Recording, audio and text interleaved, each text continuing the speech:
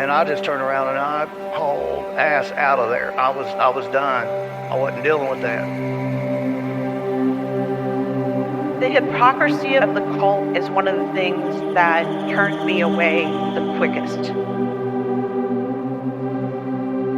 When I turned my headlights on, it turned and looked at us. And one of the things I remember the most were the eyes were glowing red. I see an orb of light. It is just circling these steps like it is waiting for me.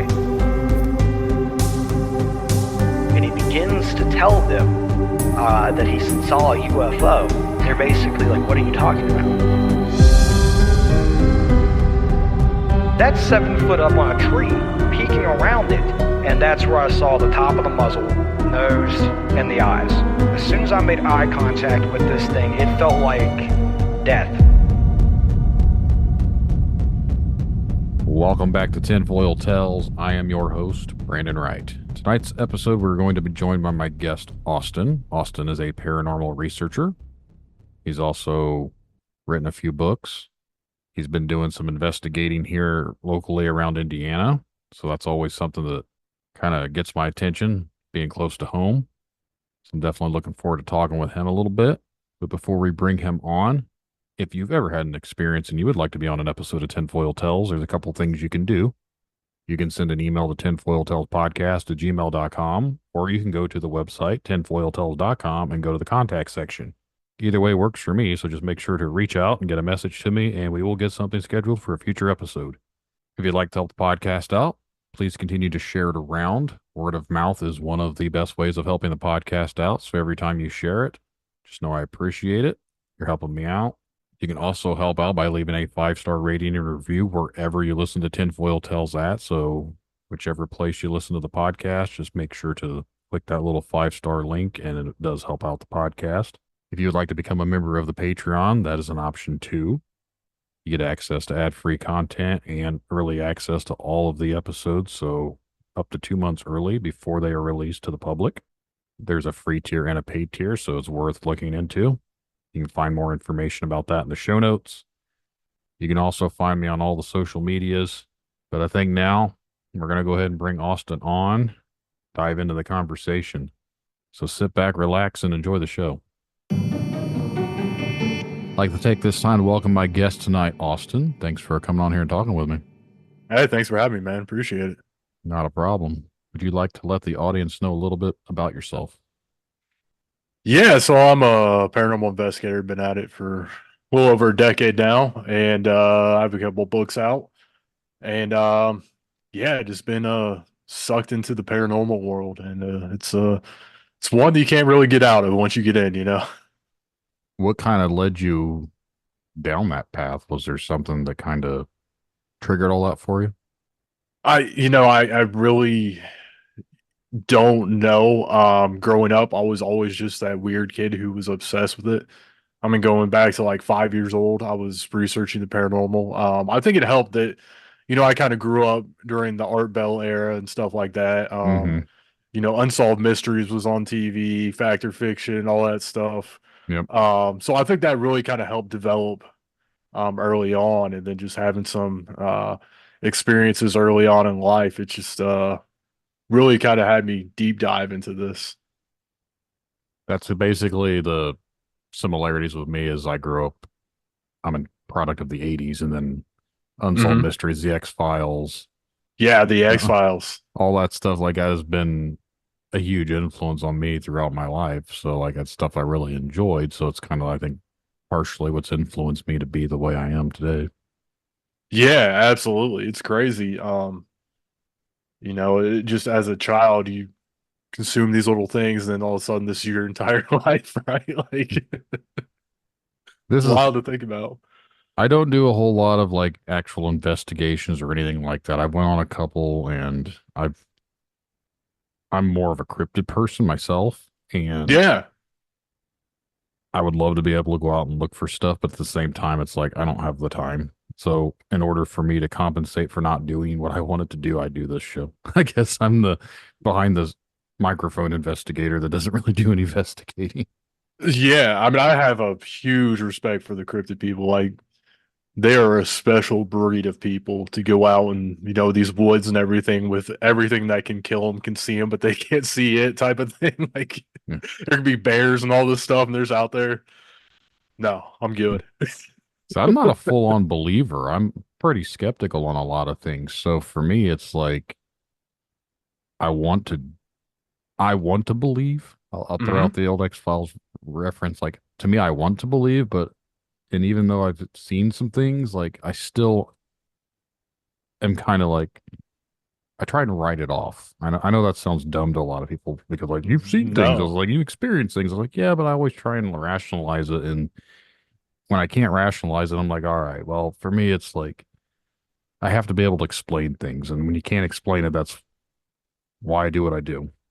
Dude, that just makes me so happy because I'm exactly the same way. And whenever I used to investigate with people, they'd get so angry at me because I'd be sitting there trying to explain stuff. Even months later, I'm like, "Well, it could have been," and they're like, "Can't you just accept?" But that's why I call myself a skeptical believer, and you'll never hear me say this is evidence of ghosts. This is evidence. I don't know.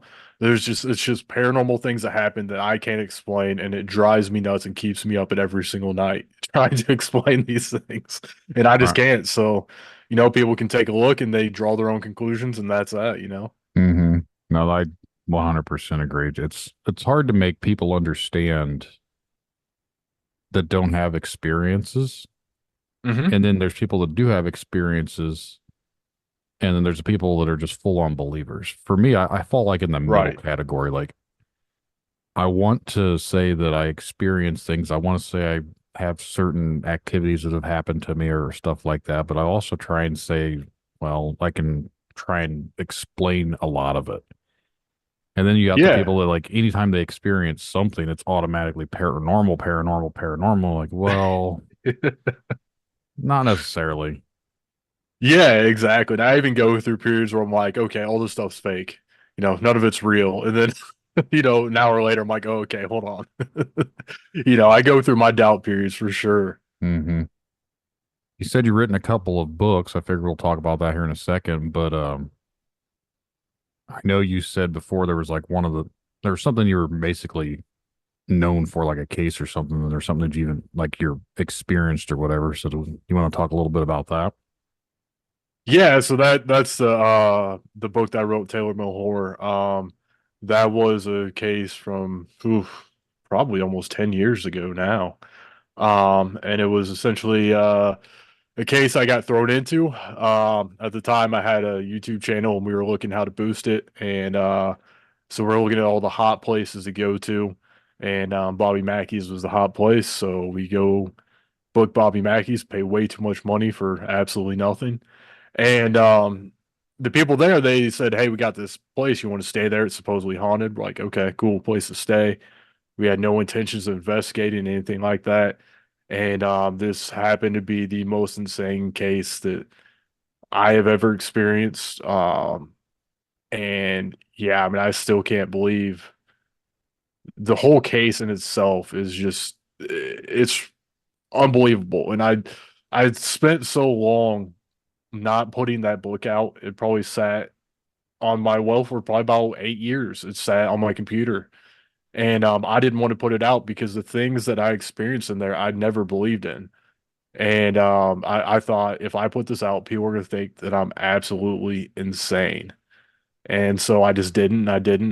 Then eventually I was like, you know what? I know what I experienced. I know what happened, you know.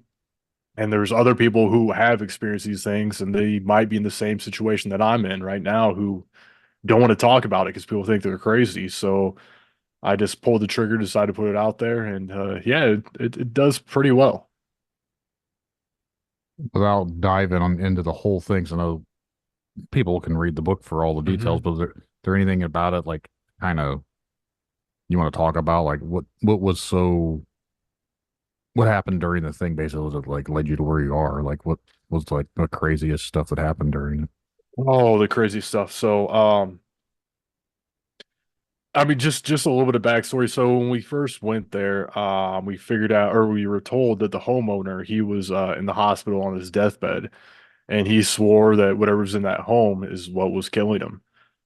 His family had moved out of the home, but he kind of refused to. And this family was terrorized 24/7. And they'd save up money to go stay in a hotel just to get some time away. This home has changed hands more times than I can count. And when we showed up, though, it looked like a brand new house. I'm like, yeah, there's nothing going on here. Till later, we found out that the tenants before tried to destroy the home. They tried to burn it down, tried to um, take out the support beams with chainsaws and everything. So they rebuilt it on top of the original property.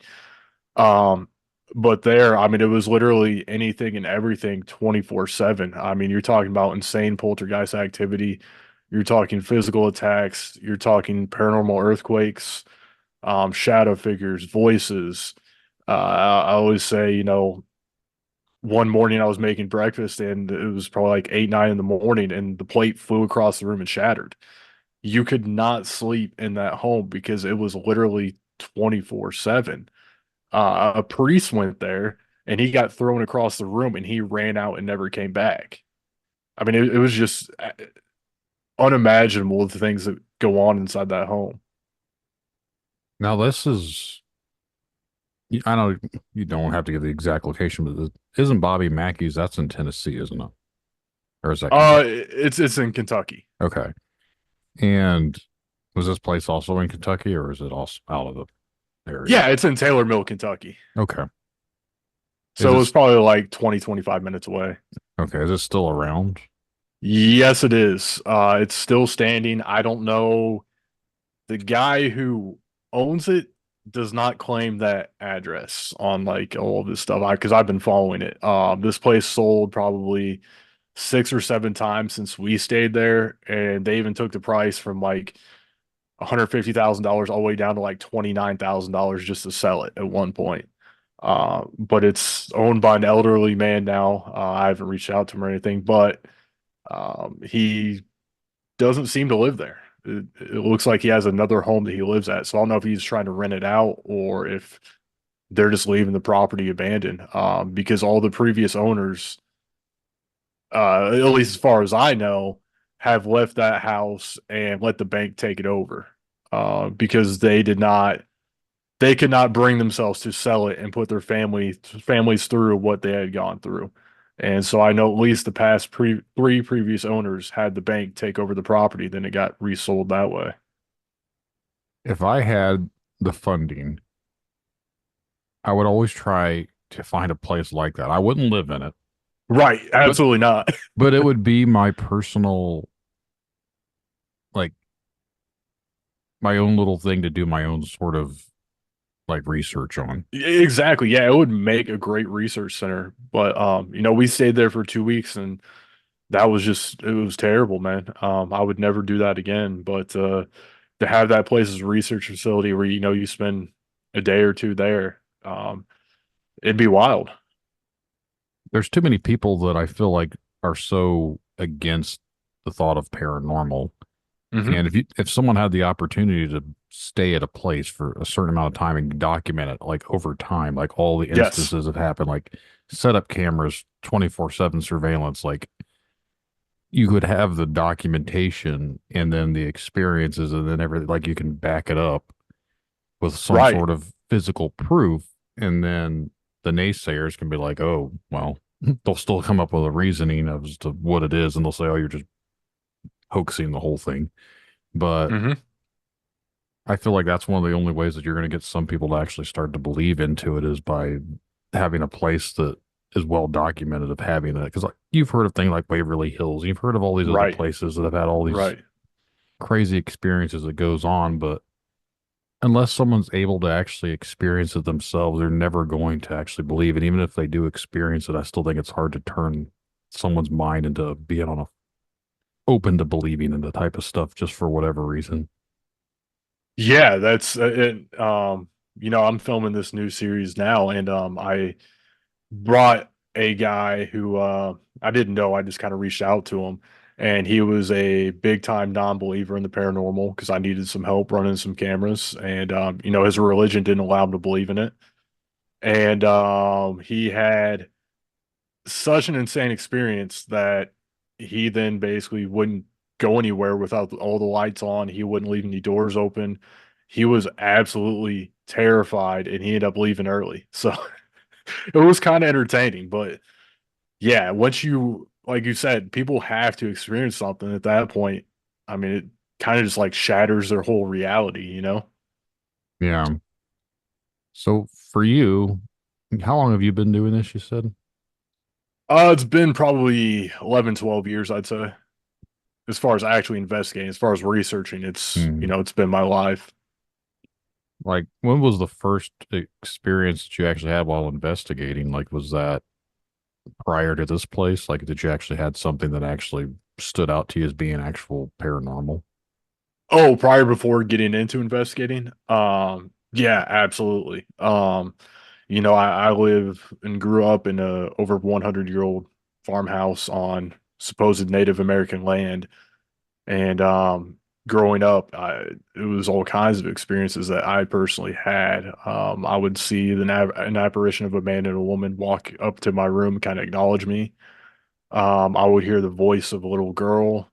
Um, things like that nonstop. And no one really believed me until they eventually started experiencing stuff.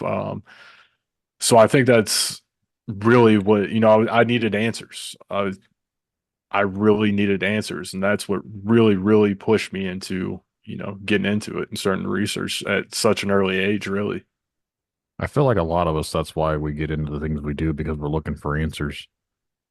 Yeah, absolutely. And the problem is you're never going to find them. You're just going to keep chasing. That's, I literally made a post, I think it was yesterday, that I've been, it's been 2 years since I started the show, and I started wanting to find answers, but basically you come away with more questions than you do answers, and it's a hard pill to swallow, but that is part of it. Yeah, no, you're 100% right. And, every time you think you have an answer, every time I think I know, I'll go to another place and it's the complete opposite is true. You'll just never really know the answers until, if it's about ghosts, we won't know until we die. Cryptids and all this stuff. I mean, who knows? Who knows if we'll ever know the truth? I feel like a lot of it's all tied together in one way or the other. Just even with my Yes. show, the concept is obviously anything on the fringe sort of topics of paranormal, cryptids, aliens, conspiracy, whatever. It's out there type of talk that most people are going to refer to you as crazy for believing in it or Hmm. talking about it. But for me, it's like, I think all of this stuff in one form or another has some sort of connection to it. Yeah, I definitely agree. And I was just talking to someone yesterday about this. We years and years ago, I went and investigated the little hotel in Point Pleasant, West Virginia, and we talked to the guy who was running the Mothman Museum, and we were asking about the hauntings over there, and he just kind of looked at us. He was like, "You guys really believe in ghosts?" We're like, "Oh yeah, we think there's a possibility." He was like, "That's literally the dumbest thing I've ever heard." But let me tell you about how the Mothman's real and how the CIA follows me home with Black Hawk helicopters every night. And I'm just like, yeah, like I'm not even making that up. Like I swear that's how the conversation went.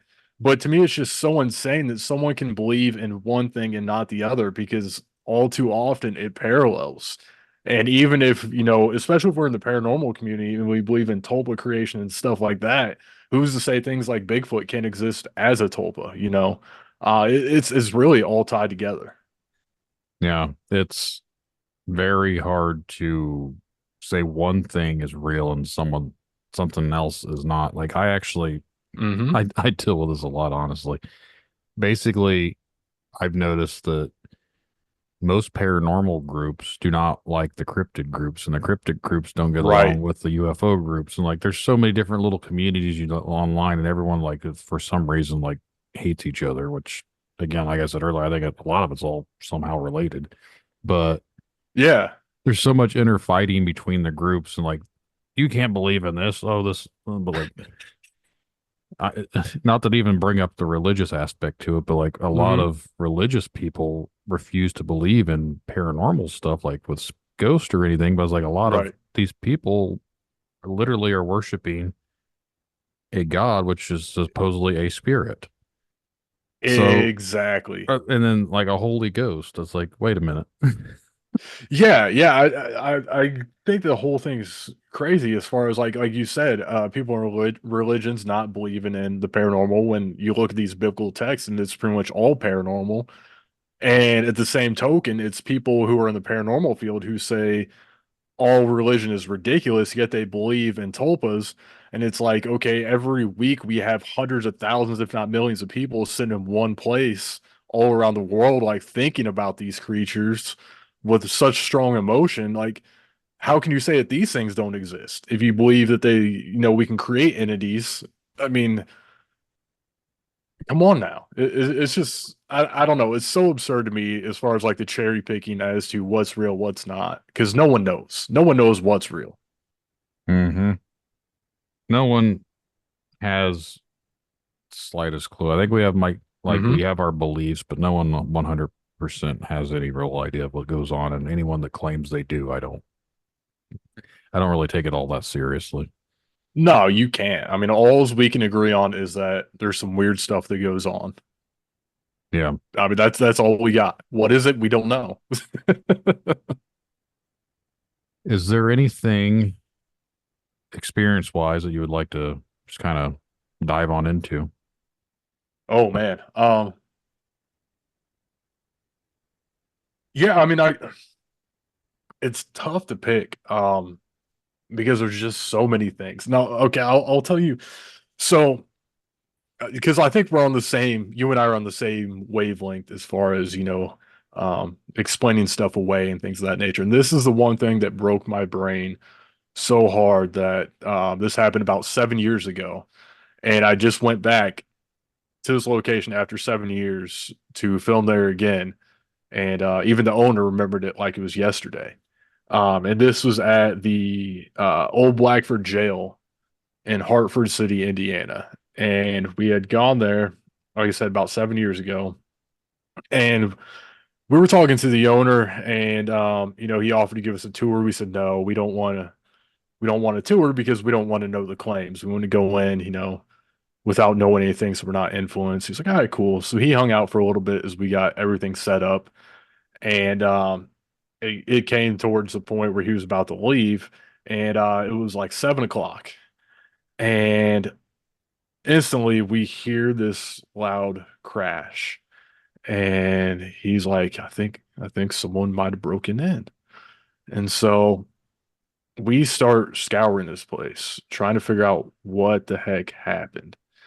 And so we come up to this old jail has a living quarters where the sheriff used to live, and then it has the jail side. So on the living quarters, you got the stair set. It's a set of stairs. There's a little landing area, another set of stairs, and it takes you where all the bedrooms and everything are. And on that little landing, he had this little oh, I don't know what you would call it, like a little cabinet, glass case that had all these relics and stuff in it. And on top of that was this very old antique like clock. And I had commented on it earlier because my parents had one that was just like an old antique clock and it was cool. And he had told me, he was like, yeah, I brought that over from the church because he had a church that he owned too. And he said, it hasn't worked since because with those old clocks, they have weights in them that have to be perfectly balanced or else they don't work. And when he moved them, they got unbalanced. And, it's kind of difficult to find someone who still balances weights and clocks. So it was just not working. So, anyways, we're just standing there and he looks up and he was like, oh man, the painting fell down. And he had this big painting that I believe his grandmother, great grandmother did. And he turned around and it had one of those wire hangers and it looked like it had been cut like cleanly. And so it had fallen down on top of this little cabinet. And they're all like, oh man, that's crazy. I was like, come on. It could have just fallen. It could have been by chance. And so they're sitting there talking about it. And I'm just sitting there like, nah, it's not paranormal. And then we sit there in silence for a second and we hear this ticking sound. And we all kind of look up and the clock was going. And we're like, huh. Okay, so that painting fell onto the clock and the clock started. That's kind of weird. It's like, yeah, but things happen. And then the owner says, look at the time. It was correct down to the very second. So that clock must have been stopped at 7 p.m. And at exactly 7 p.m., this painting happened to fly across the hall onto this clock and start it. At that point, I'm out of explanations. I don't know. It still bugs me to this day. Yeah, it's a hard one to rationalize. Yeah, I mean, you really can't. So, like I said, I went back again and just all kinds of crazy stuff when I went there. And the other interesting thing is going back and talking about, this whole we don't know what it is that one of the big claims there that I didn't really believe in was that this jail is still haunted by one of the previous workers. And I was there by myself and I'd come up the stairs from the basement and I heard him talking. And I'm like, that is insane because the previous worker is now the man who owns the place. And I called him and he was over an hour away at one of their other properties. So somehow still, and he has even investigated there and captured himself on audio, left an audio recorder in there and captured himself on audio. And it's just like, what is going on here to where a man who is very alive is haunting this property, are we creating our own hauntings? Is there some sort of trickster element? Once again, more questions than answers. I wonder if, and this is just me kind of talking out loud, but Mhm. basically, I wonder if we don't project some of the things out there. Like if there's, I agree.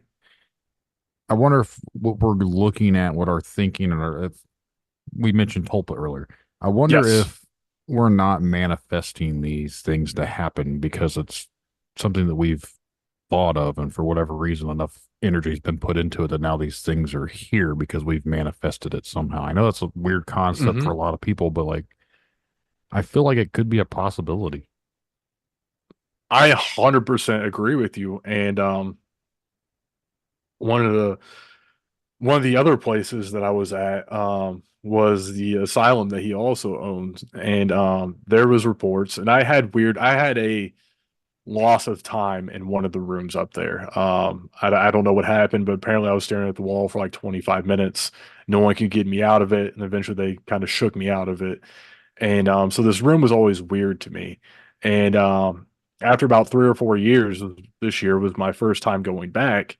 And I asked them about that room, and they said that they think it's like a time slip area. And I was like, oh, that's weird. And the reason they think that is because there was a woman who was there on a tour, and she was pacing around the room and kind of like making noises and stuff like that because she was just uncomfortable in there. And a year later, they're still capturing the audio of that woman inside that room. And so, I'm still kind of like on the fence about it until I was there one night and there was a group there doing a tour, and I was staying out in the hallway and I watched as this weird looking shadow figure walks out of that room and down the hall. And I just saw it out of the corner of my eye and I'm like, nah, I didn't just see that. So I just watched down the hall and just stare. And I see it happen again, probably 5, 10 seconds later. And now I know that I'm going crazy. I'm like, you don't see this kind of thing, let alone twice within like 10, 15 seconds. And then one of the volunteers had come upstairs because a girl in the group had to go to the bathroom. She didn't know where it was and she was kind of afraid to go on her own. So she took her down. So then the volunteer comes up and stands next to me and it does it again. And she looks at me and she said, did you just see that man walk out of that room and down that hall? And I said, you saw it too? And she said, yes. And I said, that's the third time that I've seen it in less than a minute. What the heck? And so we took off down the hall, searched everything, couldn't find anyone. But, that just raises another interesting question. What could be going on there? Could it be, once again, manifesting it, people manifesting it? Could there be time slips? Could ghosts be literally just time slips? Just Mhm. this little wrinkle in time? I don't know. More questions than answers. I feel like there's a lot of things that happen. Like people that go to Gettysburg and they see, Yes. it's almost like the energy is like such a traumatic event has printed itself on. I know this is like a residual or it's the same thing, like where it repeats and repeats. Or Right. maybe it's such a traumatic event that it happened. The people are still like that energy is not. It's just like implement. Like, I don't like. It's weird to describe it, but like it's still there. It's still happening. Like they're stuck in that same thing on like a loop. Yeah, I definitely think there's something to that. That's why people always talk about cemeteries being haunted. I don't believe that cemeteries are haunted because the people buried there. What I do think is going on is if you think about it, how much emotion goes into a Mm-hmm. cemetery. And these people go and visit their loved ones or the funerals, and there's so much emotion, then they'll come back and visit to them and act like they're still living. Um, I think that's what's going on there. People are creating these. I just recently investigated an old military base that was converted into a haunted attraction during the Halloween months. And it was funny because all their claims, I'm listening to them, and they all line up with the haunted house. Like they experience certain things in certain areas, like a man who they say always says he's really busy trying to get work done. He doesn't want to get bothered. And I look in that room and they've got a desk set up, they've got a typewriter, and it's like, you guys are creating this, if anything. Mm-hmm. It's weird. I think like again, what I think don't really matter, but sometimes I think like some of the things that happen, like you mentioned, like with cemeteries, Hmm. you also have other places that like hospitals or your old Yes, asylums where there's been so much things that happen in there. right. So people, when they investigate these places, like just think about all the stuff that has happened there over the years. Like think about all the death, the energy, the traumatic events. This like Exactly. I don't necessarily think they're being haunted because they're being haunted. I just feel like that energy is just trapped there. Yeah, I agree. It's the same thing with like hotels. You'll get all these schools that pop up. People are like, why are schools haunted? Right. I mean, there's so much, that hormones and everything else that goes through that place. Like when people are the most emotional in their lives are when they're in school, whether it be elementary or high school. There's so much of that pumped into there that, yeah, I could see there still being energy going around, or even churches. I just recently investigated the church that Jim Jones grew up in. And people are like, why is the church haunted? Well, think about it. You've got all these people pouring all their emotions into it. We compare stuff to being like a religious experience because it's such a intense feeling. Now you have all these people coming in, they're having these intense emotions for, 10, 20, 30 years. You know, I think that energy is probably still hanging around there somewhere. I've had someone else on last year that talked about that they'd bought a church and it was haunted. And I thought it was Hmm. strange that a church could be haunted. Yeah. But Yeah, absolutely. I actually need to try and reach back out with him. And because they'd just moved in, I don't think too long before that. And he said that we could actually do more of an episode about that eventually. I was like, well, just kind of thought when you mentioned that, it kind of got me thinking about it. I need to reach out to him. But no,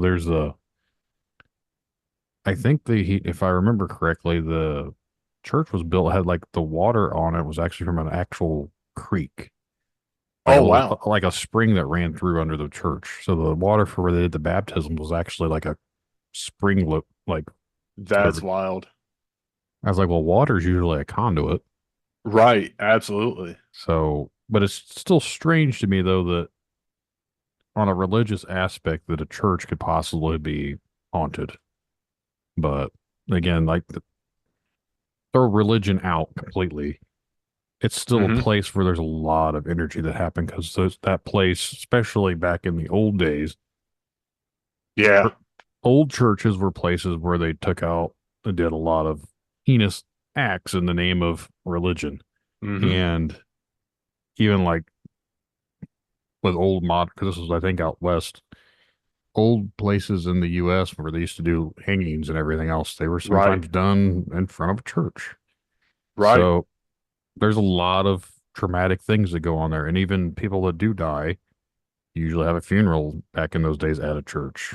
Exactly. And even So, weddings. yes. I mean, all this stuff just puts energy into places. Hmm. No, I tend to agree that sometimes I think that the hauntings themselves are not necessarily hauntings in the sense of it being spirits or whatever, but I think it's something to do Right. with the energy that's maybe still in the area, and then that's the thing we're interacting with, is somehow this energy's trapped. I 100% agree with you. But well, is there anything else you want to share a little bit about? Yeah, I mean, right now I'm just working on my project, the Dead Chronicles, and that's something that has been really important to me. It's all about the Dead Chronicles being these stories that have been lost, because we look at the paranormal now and everything is demonic, everything's evil, everything is, whatever. And it's, I'm trying to get out there and bring back these stories and the real history and these actual people. Uh, because to me, it's just so sad to go to places and, have them, they try to make everything creepy. And it's just like, these were normal people. Like, we need to preserve history. We need to respect these people. And that's the big project I'm working on now. And I just got off the phone. I'm trying to get enough money raised to do some ground penetrating radar at the asylum, where there's over 50 unmarked graves somewhere. And we want to try to get a memorial going, figure out where these graves are and stuff like that. And I just think that this is something that has been kind of thrown to the side, and people have kind of lost sight of that.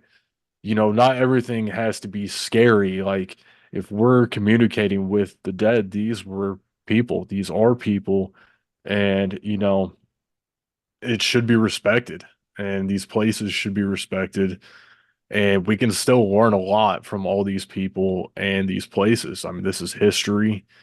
And a lot of these places are very important places where a lot of important things happened. And so, I just trying to get back to, what I think the paranormal was a while back, and bring history and these people to the forefront. And the paranormal is just a way to try to connect with that history, if that makes sense. Yeah. Do you happen to have like where this asylum is, like contacts from like the local agencies? Because I feel like there's a historical society and some maybe like stuff like that would also help, like with funding. Yeah, that's one thing that I'm trying to get into. Trying to get a hold of the historical society, trying to set up events. I'm just trying to do whatever I can. I have the guy, Billy Wilkerson. He's an amazing man who does this, but he's also 5 hours away. So he does it all for donations to his historical society, which Hmm. is the Sims County Historical Society. But he's willing to come. I'm just trying to get that money raised so we can make it happen. Yeah, I feel like with like the local agencies or whatever, there should be people that were also interested locally too, because I know from around here from experience, just from working purposes, without diving into Hmm. all that, like Yeah. certain groups are get very, very interested about stuff, and we've uncovered grave markers Hmm. doing construction and kind of shut things down for a little bit to figure out that they weren't actually graves. They were just leftover headstones that were just thrown. None of it made any sense to Oh, me. I was wow. like, like that's above my pay grade at the time. But Right. I know like there's certain groups, certain things that oversee stuff like that. So I thought maybe you could look into tapping into that and see if they'd be able to help out too. Yeah, it's always interesting because, especially like, I did a lot of investigating, like Tennessee and Kentucky and all that stuff, and they're in the Bible Belt, and down there they want nothing to do with the paranormal. And if I were to ask someone if they wanted to help out with something like that, they might try to burn me at the stake. So it's weird to, like, you come to like Ohio and we kind of embrace that kind of stuff, and the community come together around it, and then you go other places and they're like, "You're a demon, you're a witch." Yeah. Now, for the purposes of the ground penetrating stuff, is that to try just to locate where they're buried, or are you wanting to actually maybe figure out who they were? Well, so we know who some of them are. There is documentation for some of them. Um, But really, we just want to figure out, number one, how many are there, Mm-hmm. because we know now that over 500 people died in this asylum. And the asylum wasn't an insane asylum; it was a poor farm. But at the same time, if you had one girl was dropped off because she had a speech impediment, and her parents were ashamed of her, so they drop her off. So it also became a place where all the undesirables, so to speak, were dropped off. And so when they passed away, a lot of them just they had to bury them right there. So we just want to know how many people are there, where they're at, so that we can at least put up something to, try to memorialize them and, get them at least a little bit of respect because, they were kind of dealt with in a very undignified way. Not that the asylum could do anything about it. I mean, they did the best they could, but it's terrible to think that all these people were just allowed to be thrown into a hole and just forgotten about. As a species, especially back then, but even in today's standards, we are disgusting. Like Yeah, yeah. I have children, and there's no way I would get rid of one of my children because of a speech impediment. Like to me, that's just what kind of a human being could that be that they would do that to their child because it talked a little different? Oh, absolutely. And unfortunately, that place was, it had a lot of people like that. The girl with the speech impediment, she got kicked in the head by a donkey. And so she developed the speech impediment. So the parents are like, we're done with you. It's just so No. wild to think about. And I'm sure that stuff, I mean, I know that stuff still goes on today, but like you said, it's just so terrible. And you just want to do, even though we can't go back in time to help that person, I feel like we can still do something to at least memorialize them one way or another by telling their stories, by, you know, uh, there's something that we can do so that this person didn't just disappear without a trace. Yeah, that's when you stop to think about some of the things. Like I know we live in the modern times, so the Hmm. histories of the past we tend to forget. But like if you find out the truth about how bad we kind of were, that people were back then, it's really screwed up to think just in general, like that was acceptable at the time. Absolutely.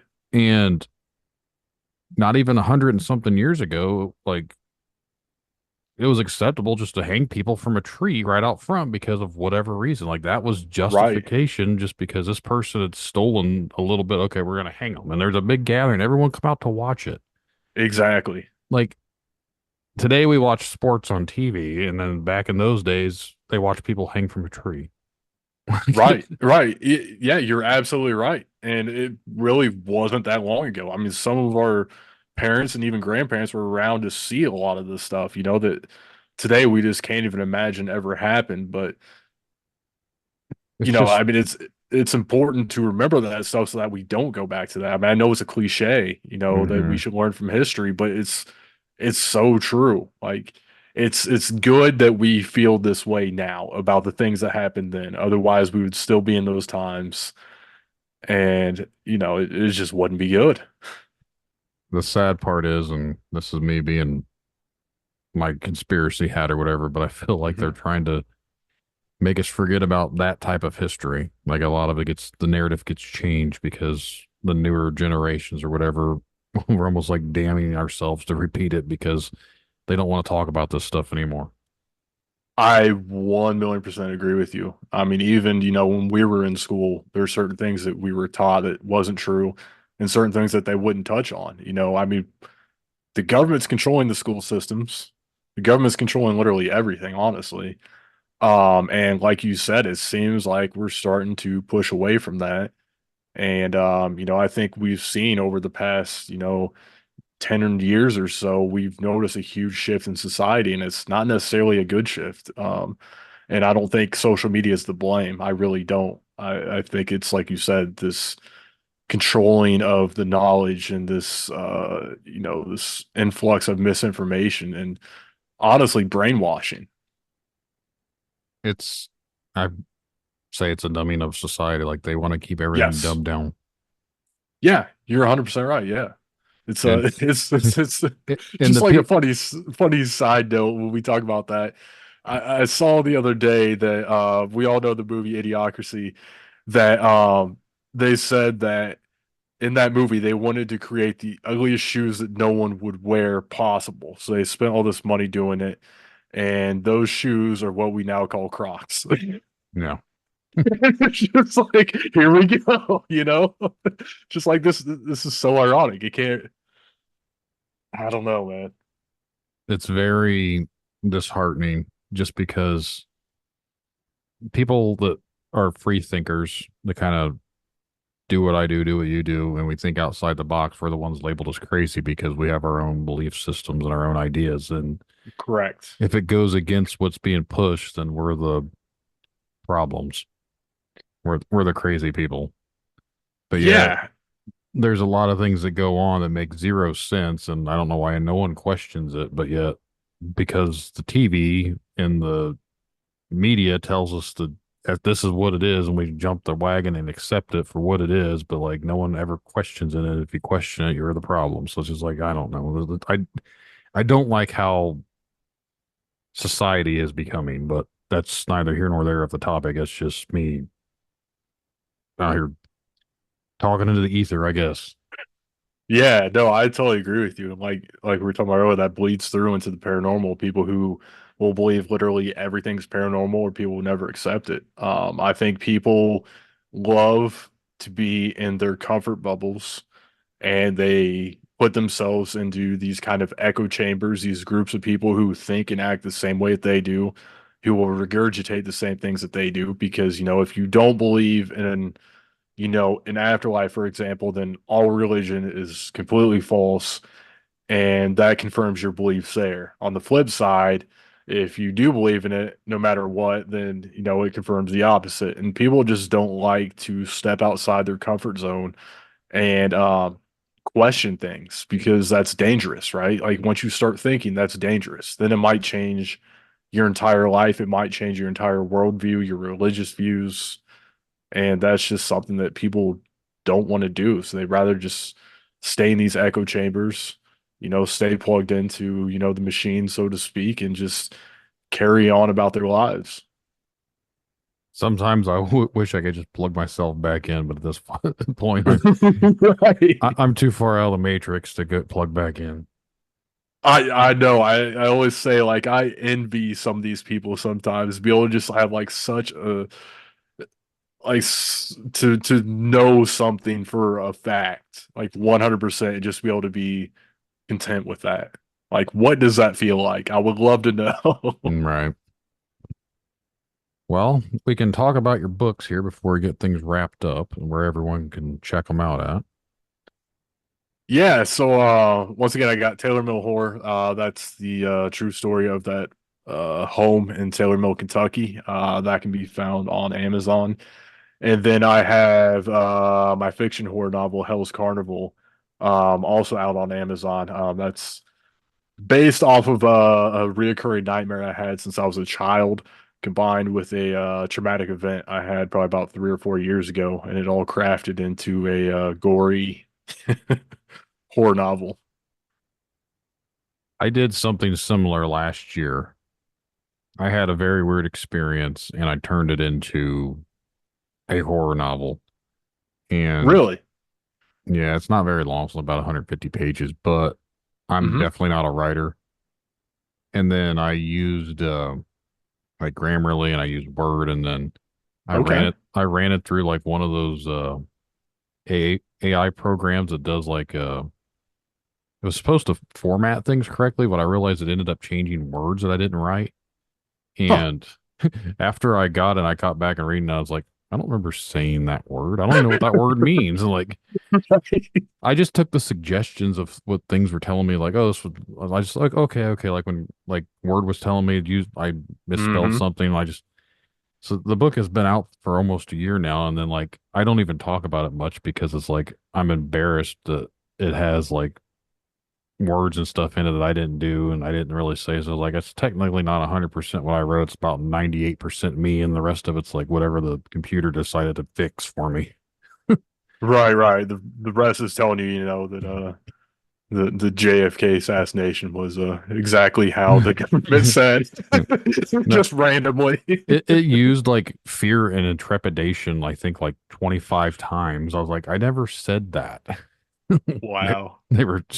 I was like, I don't even know what the word trepidation meant. I'm not gonna. I'm not gonna use it that many times. But so no, when I got the finished book back and I was reading through it because it was just kind of, I was like, oh man. Mm-hmm. But that is out there. I thought it was pretty cool to have a book. So, but no, Yeah, it's awesome. I will include links for anyone that's interested in the show notes. Just make sure to send them my way, and then I will include them for everything. And then where can people get a hold of you or check you out, or what your latest thing is, like where they can find all your information at? Yeah, y'all can go check out the Dead Chronicles on Facebook. Like I said, it's my new project. That's where I'll be plugged into. So that's definitely the best way to get a hold of me and check out what's going on. Awesome. Well, Austin, don't want to cut it short, but it's been a pleasure talking with you. Oh, the pleasure's all been mine, trust me. And again, for anyone listening, I'll have information for you in the show notes, so check that out. But we're going to head out. So thanks to Austin, and thanks for everyone listening, and good night.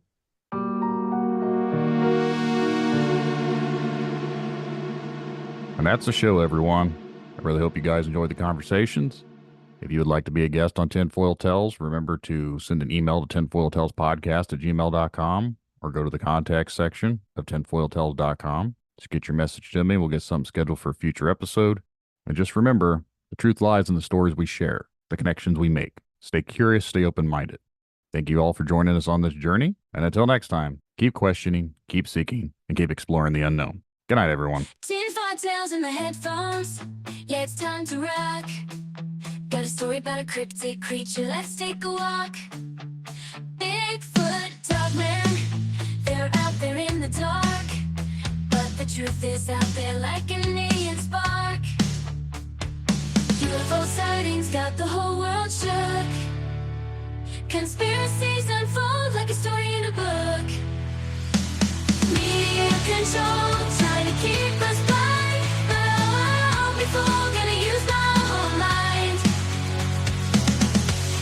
In history, they don't want us to know the secrets they hide, the truth they won't show.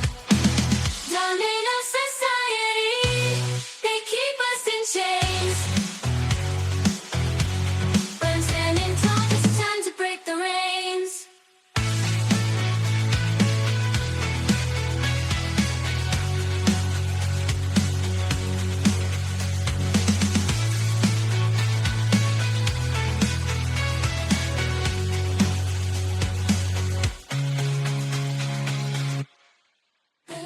Control, trying to keep us blind. But I won't be fooled, gonna use my own mind. In history, they don't want us to know the secrets they hide, the truth they won't show. Dominate our society, they keep us in chains.